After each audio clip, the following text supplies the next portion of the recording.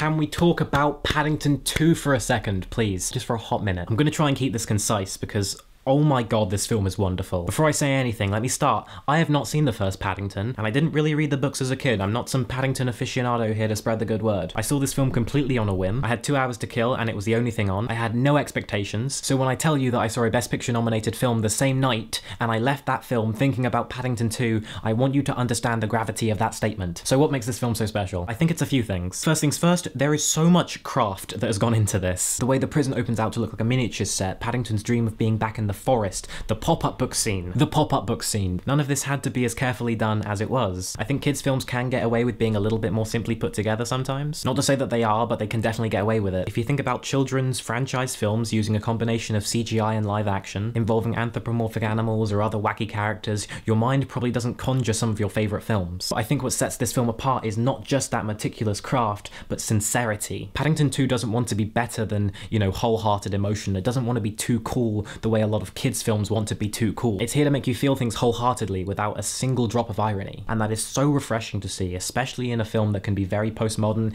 and especially in a kids' film. There's a lot you could say about this film's timing, how it comes in a post-Brexit Britain. Its depiction of a multinational, multi-ethnic London with a focus on the power of community. That definitely feels deliberate, and some would say that that's reading into it too much. I would argue that that is crucial for children to see in today's society. In a cinematic landscape where Britain sells itself off of heritage pictures, being very prim and proper, and ultimately being very white, seeing a contemporary British story that features people of all different colours is just wonderful. And the fact that this film has made bank makes me very happy. I know that he wasn't their initial choice, but I think that Ben Whishaw is a revelation as Paddington, and every single actor in this is just stunning. Can we talk about Hugh Grant for a second? I love you in this film, Hugh Grant. I went and saw this film twice. I will go and see it again. I highly recommend that you do the same. And yeah, I cried. And if you saw this film, you also cried. So that's something we have in common. Oh boy. I am Sam. This has been something.